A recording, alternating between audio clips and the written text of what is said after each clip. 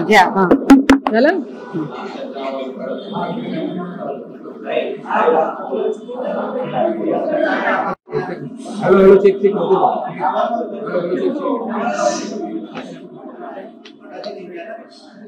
ठीक आहे।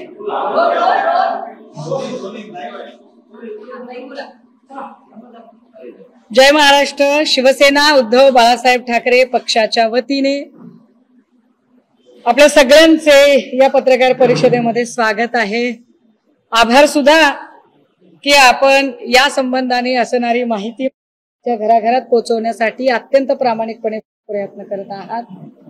आजच्या दोन आधी महत्त्वाच्या घडामोडी आपल्याला सांगितल्या पाहिजे।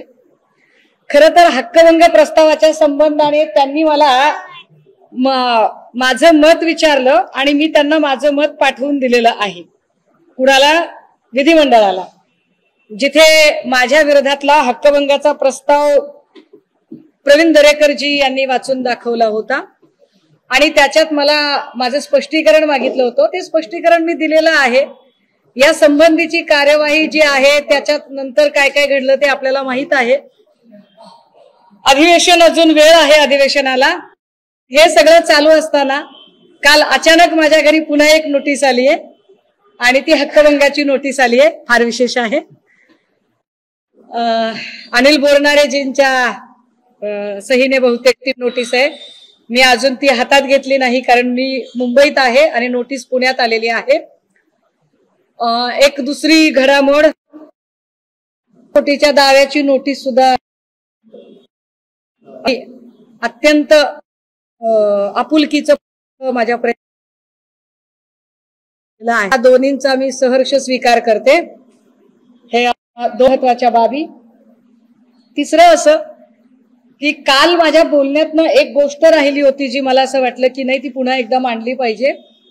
मी काल महिला आयोगाच्या त्या सगळ्या भूमिकांच्या संबंधाने काही प्रश्न निर्माण आणि त्याचा मुद्दा माझ्याकडनं राहिला होता की जनरली एखादी घटना घडते तेव्हा ती घटना घडल्यावर घटनेच्या ठिकाणी असणारा जो मुद्देमाल आहे तो मुद्देमाल जप्त केला जातो। तिथले काही लॅपटॉप, काही फोन, काही असतील तर सील होतात, जप्त होतात आणि त्याची माहिती प्रचंड गोपनीय असते जी माननीय न्यायालयाच्या समोर त्यांच्या परवानगीने ती उघडायची असते।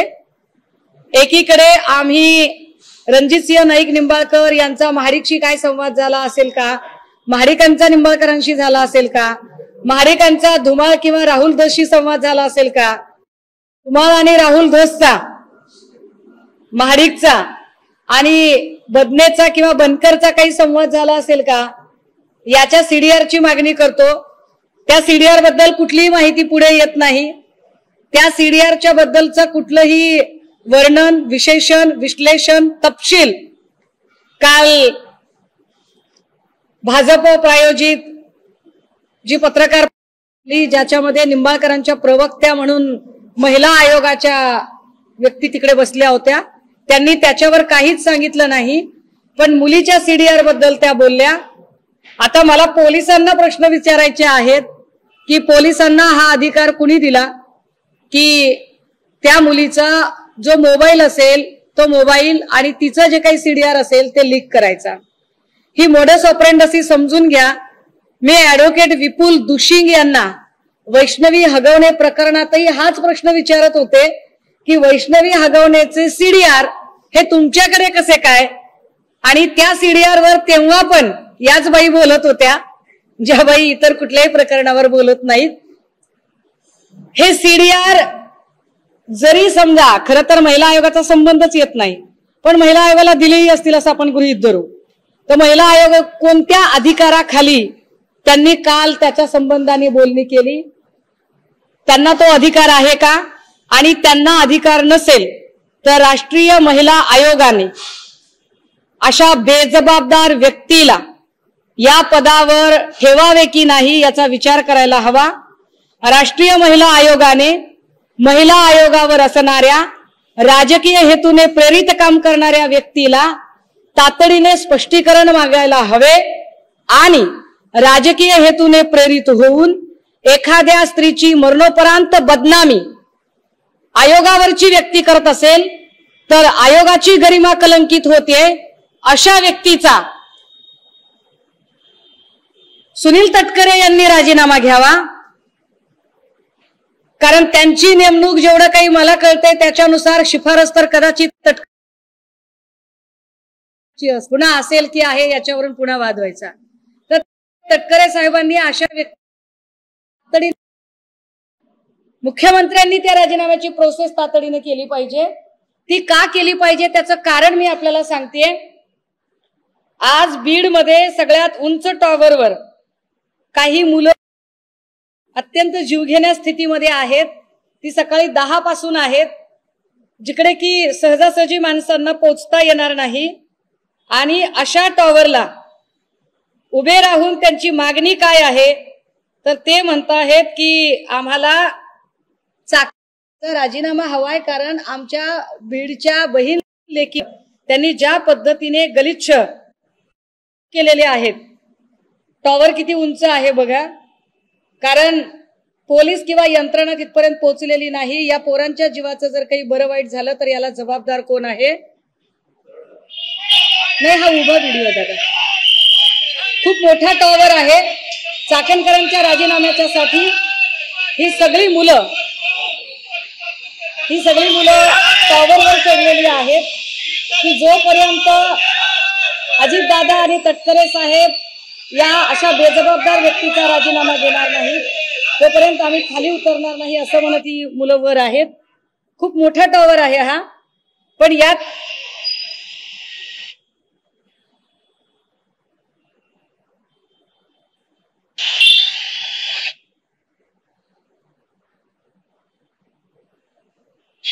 नमस्कार, माऊली शिरसाट BSNLचं भाजी मंडई या ठिकाणचं सगळ्यात उंच टावर आहे आणि या टावर वरती आमचे तरुण बांधव सकाळी 10 वाजल्यापासून चढलेले आहेत। कारण बीड जिल्ह्याची लेख संपत मुंडे अत्यंत कर्तव्यदक्ष आरोग्य अधिकारी म्हणून फक्त या ठिकाणी काम करत होते, परंतु ज्या पद्धतीनं तिला छळलं गेलं, जिवंतपणे त्रास दिला, परंतु या ठिकाणची व्यवस्था मेल्यानंतरही तिला छळत आहे, त्रास देत आहे। बेजबाबदार महिला आयोगाच्या अध्यक्षा रुपाली चाकणकर ज्या पद्धतीने परिषद घेऊन आमच्या भगिनीच्या चारित्र्यावर शिंतोडे उडवत आहेत, त्यांना हा अधिकार कुणी दिला? PM रिपोर्ट आमच्या घरच्या मंडळीला भेटाना, व्हॉट्सअप कॉल किंवा काय CDR आमच्या घरच्या नातेवाईकांना भेटाना, आणि तिला कसे भेटले? या मागणीसह SIT स्थापन लवकरात लवकर झाली। मंडळी, मी म्हटलं की मला काही नवीन माहिती आपल्यासोबत शेअर करायची आहे। हा एक फोटो आहे, आपल्याला हे प्रकरण माहित असेल, हे अश्विनी बिद्रे हत्याकांड प्रकरण आहे। हे एप्रिल 2013 प्रकरण आहे आणि या प्रकरणामध्ये 2016चं प्रकरण आहे। हे अश्विनी बिद्रे हत्याकांडामध्ये अश्विनी बिद्रेची हत्या झाली। हत्या खरं तर 11 एप्रिलला झाली होती, पण तिच्या घरच्यांना जेव्हा लक्षात आलं की आपली घरातली जी व्यक्ती आहे ती सापडत नाहीये, तिचा कॉन्टॅक्ट होत नाहीये, तेव्हा 15 एप्रिल 2016ला अश्विनी बिद्रेंच्या संबंधाने एक मिसिंगची तक्रार दाखल झाली होती। या मिसिंगच्या तक्रारीमध्ये की आमच्या घरातली व्यक्ती नाहीशी झालेली आहे, त्यांचा शोध व्हावा, पण तो शोध काही होत नव्हता।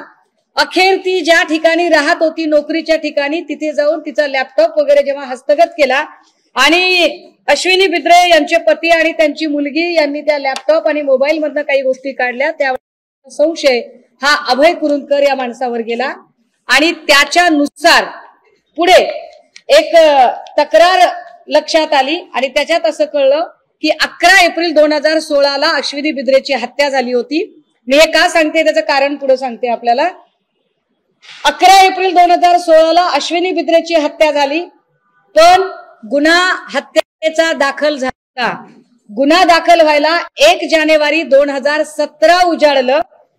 यामध्ये अनेक लोकांना म्हणजे अश्विनी बिद्रेच्या तर चारित्र्यावर प्रचंड शिंतोडे तर उडवले गेलेच गेले, परंतु अत्यंत वाईट पद्धतीने हा तपास भरकटवण्याचा प्रयत्न केला.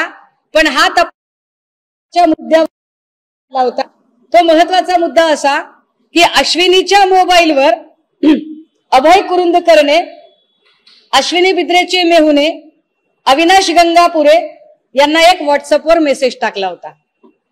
हा मेसेज कशासाठी टाकला होता तर तिच्या मोबाईलवरून मेसेजेस टाकून मी चांगली आहे, मला काही मानसोपचाराची गरज आहे, मी बाहेर गेले असं भासवत ती जिवंत आहे हे त्यांना दाखवायचं होतं. ज्यांनी हत्या केली ते दाखवत होते की अश्विनी बिद्रे जिवंत आहे आणि अश्विनी बिद्रेच्याच मेहुण्याला मेसेज, आणि त्या मेसेज मध्ये एक मेसेज होता WhatsApp chat, how are you. या हाऊ आर यू, मी ही बीबीसीची बातमी दाखवते आपल्याला. या हाऊ आर यूच्या मेसेज मध्ये यूच्या ऐवजी वाय लिहिलेला होता. अश्विनी बिद्रे कधीही यू. यानंतर ज्याच्यावर संशय आहे त्या अभय कुमार कुरुंदकरचा टेक्निकल सगळा डाटा आणि त्याची माहिती काढली गेली.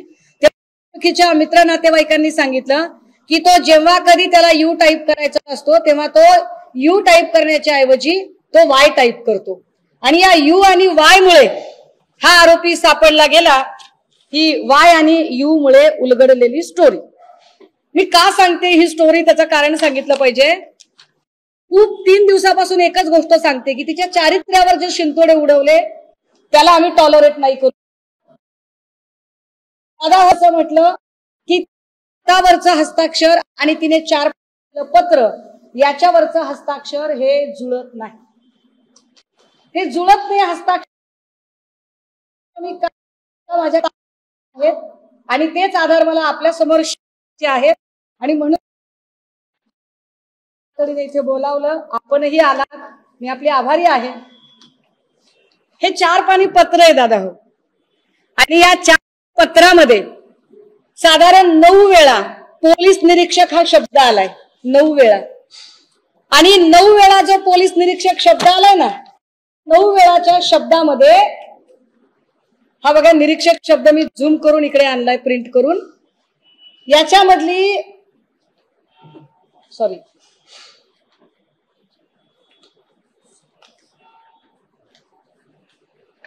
याच्यामधलं जर हस्ताक्षर जर आपण बघितलं तर आपल्या लक्षात येईल की काय नेमका घोळ झालेला.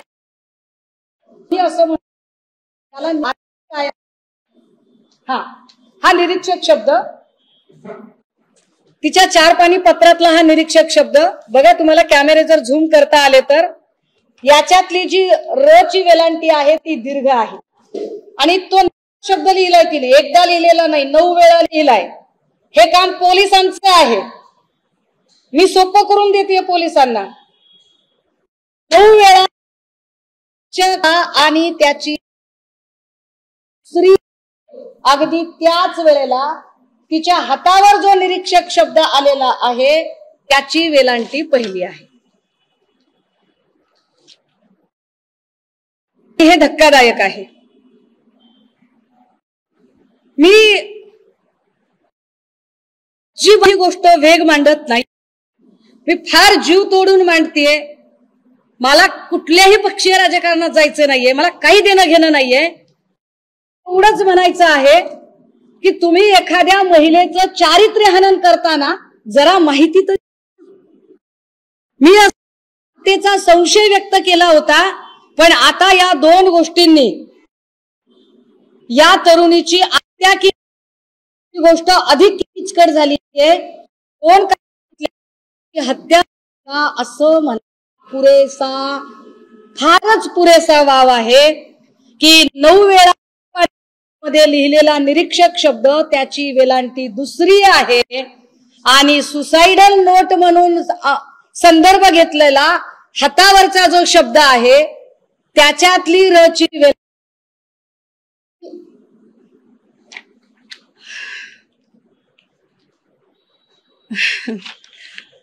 फक्त नाही, हस्ताक्षर पण नीट जुळत नाहीत दादा. विशेष म्हणजे तिने अधीक्षक शब्द जो वापरलेला आहे ना, म्हणजे ती प्रत्येक वेळेला असा जेव्हा कधी शब्द येतोय त्यावेळेला ती दीर्घ वेलांट्या वापरते आणि याच्यातली वेलांटी तिची रहस्व आलेली आहे. हे काय आहे? याच्यावर काल महिला आयोगाने का बरं आपलं म्हणणं मांडलं नाही? सुपारी घेऊन आला होता तुम्ही, सुपाऱ्या वाजवता, सुपाऱ्या वाजवण्यासाठी येता आणि तुम्हाला जे पद दिलंय महिलांची गौरव गरिमा वाढवण्यासाठी, तिथे तुम्ही महिलेच्या चारित्र्यावर शिंतोडे उडवता. कुणाला वाचवण्याचा प्रयत्न होतोय? खरंच हत्या झालीये का? आणि जर हत्या झाली असेल तर, आणि जर अशा पद्धतीने जर स्थानिकचेच पोलीस अधिकारी संशयाच्या भोवऱ्यात असतील, ज्यांच्यावर आरोप आहे त्यांचा हवाला देत त्यांनी सांगितलेलं व्हॉट्सअप चॅट जाहीर पत्रकार परिषदेत दाखवत जर मांडलं जात असेल तर ते किती खरं धरायचं? त्यामुळे हा फारच महत्वाचा आणि भक्कम पुरावा. याच्यातला मी हस्ताक्षराचाही आता एक्सपर्टीज रिपोर्ट मागवलाय, तो मला 2 दिवसात मिळेल. अर्थात पोलीस करतील, मी नाही म्हणत नाही, पोलीस करतील त्यांचं काम. पण मला असं वाटतंय की मी फार कायदेशीर पद्धतीने जावं आणि एक एक मुद्दा फार काळजीने मांडावा, फार अभ्यासाने मांडावा. हे का मांडावं? कारण मी मगाशी तिच्या घरच्यांनाही बोलायचा प्रयत्न केला. एवढी साधी माणसं आहेत, ऊसतोड कामगाराचं लेकरू आहे, ऊसतोड कामगारांच्या जीवावर फार राजकारण होतं, मतं मिळवली जातात. पण ऊसतोड कामगाराच्या लेकराबद्दल एक अत्यंत कायदेशीर आणि एक अत्यंत शिस्तबद्ध, एका व्यवस्थित तपासाच्या योग्य दिशेने जाणारी रेषा कुणीतरी मांडण्याची गरज आहे. तो प्रयत्न इथं करते. त्याच्यानंतर मी आत्ताही संपदाची बहीण आणि संपदाचा भाऊ, भावाचा मला कॉन्टॅक्ट झाला नाही, बहिणीचा कॉन्टॅक्ट झाला. मी त्यांच्याशी बोलायचा प्रयत्न केला आणि म्हटलं तुम्ही काहीतरी टायमिंगच्या बद्दल बोलत आहात. हे टायमिंगचा काय विषय आहे? तर साधारणतः घटना घडली त्या दिवशी खूप उशिरा तिची बहीण फोन करते आणि तो फोन पोलीस उचलतात आणि पोलीस सांगतात की तिला वाटतं की आपल्या बहिणीचा फोन चोरीला गेलाय का? ती म्हणते कोण बोलताय? आणि तिकडून सांगितलं जातंय की आम्ही पोलीस बोलतोय. तुमच्याकडे कसा काय फोन? तर तुमच्या बहिणीने सुसाईड केलंय. कसं शक्य आहे? आणि मग ते टायमिंग सांगतात की तुमच्या बहिणीने सुसाईड केलेलं आहे. कधी झालंय? तर ते सांगतात की नाही, हे 7 वाजताच झालेलं आहे, संध्याकाळीच झालेलं आहे. पण त्या दिवशी बहिणीने एक स्टेटस ठेवलेला होता व्हॉट्सअपला आणि तो स्टेटस 11:06 संपदाने लाईक केलेला आहे. तो तिच्या मोबाईलवरचा हा स्क्रीनशॉट आहे दादा. हो, आता जर तिचा मृत्यू जर आधीच तुम्ही दाखवत असाल तर नंतर 11 वाजता ती हा व्हॉट्सअप स्टेटस लाईक कसा काय करते? वेळा चुकतायत का? पोलीस काही लपवायचा प्रयत्न करतायत का? आणि म्हणून आमचा पोलिसांवर संशय आहे आणि म्हणून आमचं असं म्हणणं आहे. कारण मी का ही केस सांगितली आपल्याला? मी अश्विनी बिद्रेची केस यासाठीच सांगितली की आरोप अभय कुरुंदकर हा पोलीस ऑफिसर होता आणि पोलीस ऑफिसरवर आरोप होता. याही प्रकरणात पोलिसांवर आरोप आहे आणि त्यामुळे हे जे छोटे छोटे बारकावे आहेत, हे छोटे छोटे बारकावे लक्षात आणून दिले पाहिजेत. आणि ज्यांच्यावर संशय आहे, ज्यांच्यावर आरोप आहे, जे आमच्या नजरेत संशयित आहेत, अशाच लोकांवर तुम्ही तपास सोपवू नये. हा तपास माननीय उच्च न्यायालयाने उच्चस्तरीय समितीकडे सोपवावा. राहिला प्रश्न माझ्यावरच्या बदनामीच्या काय त्यांच्या नोटिशी बिटिशीचा, त्याला उत्तर द्यायला मस्त खंबीर आहे मी. ते नंतर बघता येईल, त्याचं काय एवढं नाही. काय माणसं कोण हाडागणारी असते, होय काय करते तेवढं? भांडलं तर कोणीतरी उभं तर राहिलं पाहिजे. त्याच्यामुळे ह्या गोष्टी महत्वाच्या आहेत. आणि एक सरते शेवटी आपल्या सगळ्यांच्या माध्यमातून मला संपदाच्या आई वडिलांना एक अपील करायचे, फार कळकळीचं, त्यांची लेक म्हणून. मी खूप साऱ्या इंटरव्ह्यू मध्ये तिच्या वडिलांना तोंडाला फडकं बांधून इंटरव्ह्यू देताना बघितलं. काका, हे सगळे पुरावे बघितल्यावर तुम्हाला तोंडाला फडकं बांधायची गरज नाही. तुमचं लेकरू निष्पाप आहे, निष्कलंक आहे. तुमच्यावर ज्या पद्धतीने एक मॉरल प्रेशर तयार केलं जातंय आणि तुमची सायकोलॉजी किंवा तुम्हाला डिमोरलाइज करण्याचा प्रयत्न केला जातोय, तुमच्यातल्या कुणीही अजिबात तोंड लपवायची गरज नाही. तुमचं लेकरू हुशार आहे, कर्तबगार आहे. व्यवस्थेने जर त्या लेकराचा बळी घेतला असेल तर व्यवस्थेशी भांडायचं बळ उजळ माथ्याने आपल्याकडे आलं पाहिजे. तुमची धर्माची लेक म्हणून मी तुमच्या सोबत आहे. विचारा आणि पुन्हा चाकण करण्यामध्ये पडायचं नाही.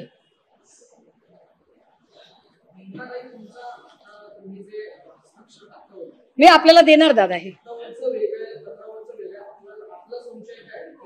मला माझा संशय मी पहिल्या दिवशी मांडतेय की जर पोलीस डिपार्टमेंटच संशयाच्या भोवऱ्यात आहे तर त्यांनी सांगितलेल्या गोष्टीवर मी का विश्वास ठेवू. जर मयताची बहीण सांगते की हस्ताक्षरामध्ये फरक आहे आणि तो फरक काय तो ढोबळमानाने मी आपल्या समोर आणलाय की 4 पानी नोट मध्ये जर 9 वेळा निरीक्षक शब्दाला रची वेलांटी दीर्घ केलेली आहे आणि हातावरच्या नोटवर मात्र रची वेलांटी ऱ्हस्व आहे, तो व्हेरी क्लिअर. अगदीच जे हातावर लिहिलेलं आहे ते दुसऱ्या कुणी लिहिलंय का, आणि जर लिहिलं असेल तर तो कोण आहे, आणि जर तो डिपार्टमेंटचाच असेल तर डिपार्टमेंट आम्हाला मदत करू शकेल का. मग याची चौकशी स्थानिक पोलिसांकडून काढून घ्या आणि याच्यासाठी उच्च न्यायालयाची उच्चस्तरीय समिती नेमा. ही उच्चस्तरीय समिती नेमावी आणि मी पुन्हा म्हणते की चौकशीच्या कक्षेत या सगळ्या लोकांना आणलं जावं. ते आणण्यासाठी जर तुम्ही ऐकणार नसाल तर मी 2 तारखेपर्यंत वाट बघतीये. 3 तारखेला दोन्ही हात तिसरं मस्तक जोडून अत्यंत विनम्रपणे मी फलटण पोलीस स्टेशनला जाते.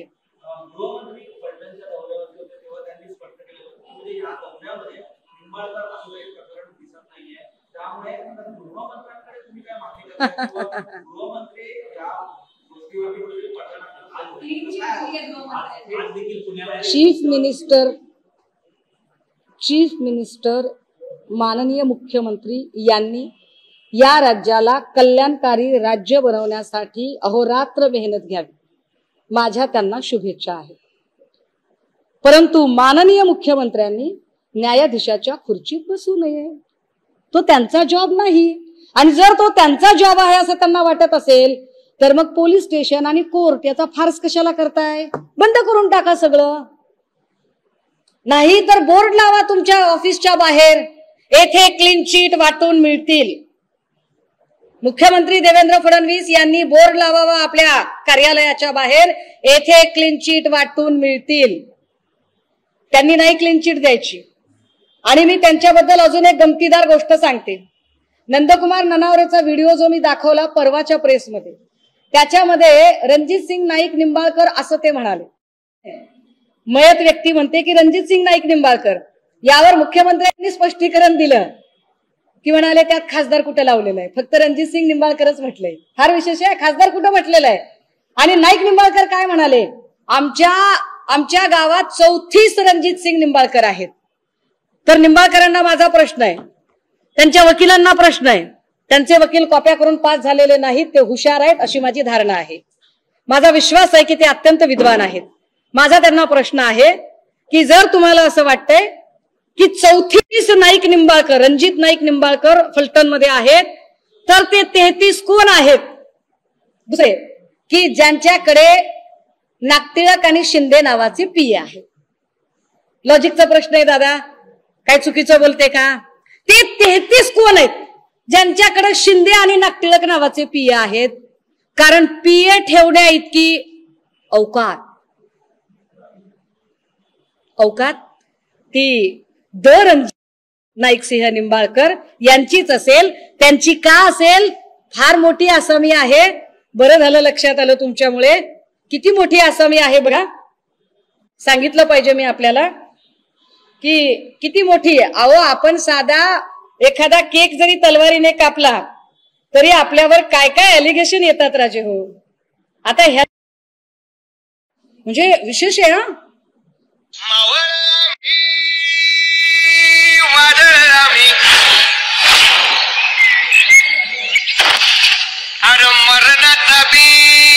शस्त्र किती आहेत बघा, रिव्हॉल्वर किती आहेत, तलवारी किती आहेत, जंभीर किती आहेत.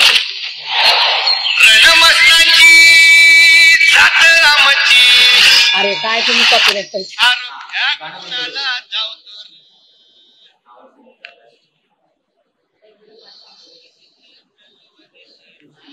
काय भीती आहे या माणसाला? कुणाची भीती आहे? कशासाठी एवढ्या गन आणि एवढ्या बंदुका लागतात? रणजितसिंह नाईक निंबाळकरांना एवढ्या बंदुका आणि एवढे सगळे शस्त्रास्त्र, एवढ्या तलवारी, एवढे जंबिये लागतात? गुप्त्या काय काय हत्यार आहेत ती? कुणी दिली असतील लायसन दिलेले आहेत का आमच्या भाचा योगेश कदमांनी? काय बघा काय असेल तर काय सांगता येत नाही. सध्या काही होऊ शकते. नाही, माझ्या भाच्यांवर माझा विश्वास आहे, चांगली लेकरं आहेत ती. पण हे चेक करणं गरजेचं आहे. मग हे 33 कोण आहेत? 33 रणजितसिंह नाईक निंबाळकर कोण आहेत? त्यांच्यात कुणाचा PS शिंदे आणि नागटिळक नावाचा आहे का? दुसरी गंमत सांगते, ननावरेच्या वेळेला म्हणाले की ते फक्त रणजितसिंह नाईक निंबाळकर म्हणाले, खासदार शब्द नव्हता. आता काय म्हणतात? आता फडणवीस असं म्हणतात, पत्रात फक्त खासदार लिहिलंय, खासदार निंबाळकर कुठं लिहिलंय? काय कमाल आहे. म्हणजे फडणवीस साहेब म्हणजे अरे काय काय टॅलेंटेड माणूस आहे राव. एवढं टॅलेंट म्हणजे असं 7 म्हाताऱ्या साताने असं मीठ मोहरीन 7 वाटाची माती अशी ओवाळून टाका, एवढा हुशार माणूस आहे आमचा मुख्यमंत्री. असं नसतंय रे दादा, असं नसतंय.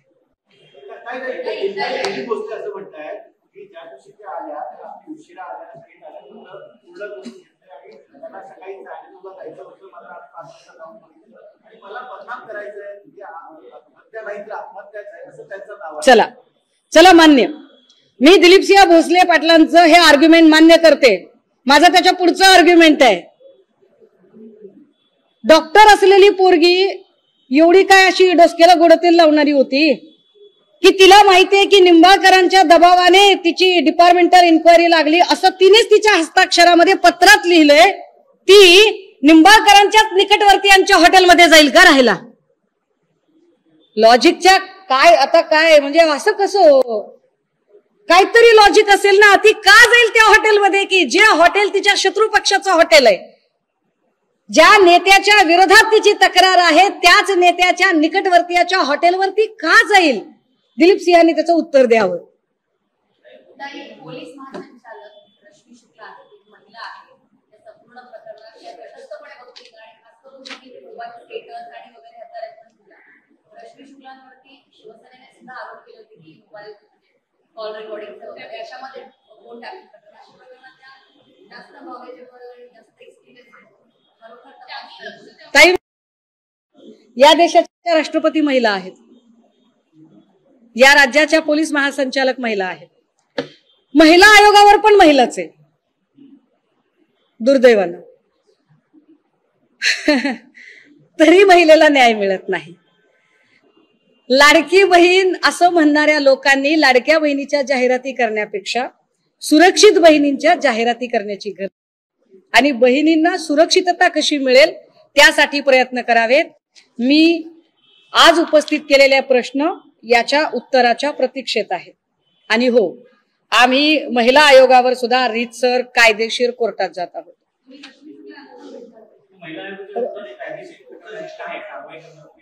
नाही, मला कायदेशीर कोर्टात जावं लागेल की आयोगावरची व्यक्ती आपल्या जो कॉन्स्टिट्युशनल प्रोटोकॉल आहे त्या कॉन्स्टिट्युशनल प्रोटोकॉलच्या बाहेर जाऊन, जे त्यांच्या फ्रेमवर्क मध्ये नाहीये, जे त्यांच्या कार्यकक्षेत नाही, तिथे आउट ऑफ द बॉक्स जाऊन जर पॉलिटिकल इंटरफिअरन्स करत असतील त्यांनी करावा. आपल्या पॉलिटिकल सर्व्हायव्हसाठी, आपल्या पॉलिटिकल ग्रोथसाठी त्यांनी भाजपकडे जावं, शिंदे काय कुठं जायचं त्याच्याबद्दल काही माझं म्हणणं नाहीये, त्यांनी करावं ते.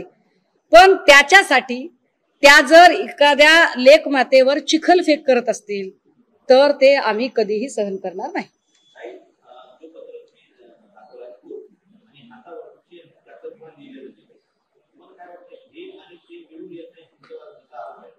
आता हेच सांगते मी मगापासून की माझं म्हणणं आहे की हे वेगळं कसं आहे, हे वेगळं कसं आहे. एकीकडे 9 वेळा, एकदा चुकू शकतो साहेब, एकदा लिहिलंय चला चुकून लिहिलं, गडबडीत लिहिलं समजू शकते. 9 वेळा निरीक्षक शब्दाची वेळांटी दीर्घ येते आणि हातावरची वेलांटी मात्र ऱ्हस्व येते. तिचे जेव्हा जेव्हा याच्यातले 4 अक्षरी शब्द आपण तपासतो तेव्हा 4 अक्षरी शब्दामध्ये दीर्घ वेलांटी येते आणि इतर ऱ्हस्व वेलांटी येते. हे काय आहे? कारण मेडिकलची जी लेकरं असतात त्यांचं मराठी आणि ग्रामरचं थोडंसं त्रांगडं असतं. हे फार महत्वाचं आहे.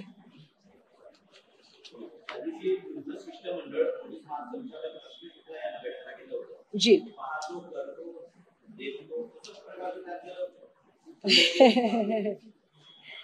असू द्या, असू द्या. त्यांनी जरी महिला म्हणून कोणाची गय केली नाही तरी आम्ही महिला म्हणून सगळ्यांचा सन्मान करतो. आणि मी म्हणते ना की मी सन्माननीय उद्धव बाळासाहेब ठाकरे या अत्यंत संयमी, सभ्य आणि सज्जन माणसाच्या नेतृत्वाखाली काम करत आहे. त्यामुळे वेग काहीही बोलणार नाही, विनाकारण कुणाचेही व्यक्तित्व हनन करण्याचा प्रयत्न करणार नाही. पण एक नक्की, राज्याच्या पोलीस महासंचालक महिला आहेत. महिला म्हणून त्यांनी संपदा मुंडे ही त्यांची ही लेक बहीण आहे.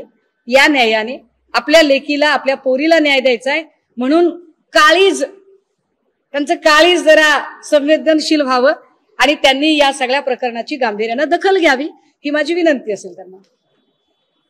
थँक्यू.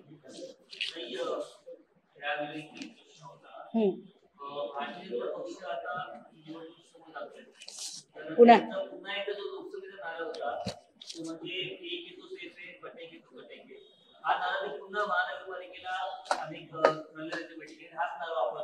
जर हा नारा वापरायचा असेल आणि पुन्हा हिंदुत्वाचं कार्ड खेळायचं असेल तर माझा सरळ साधा प्रश्न आहे, संपदा मुंडे कुण्या धर्माची आहे?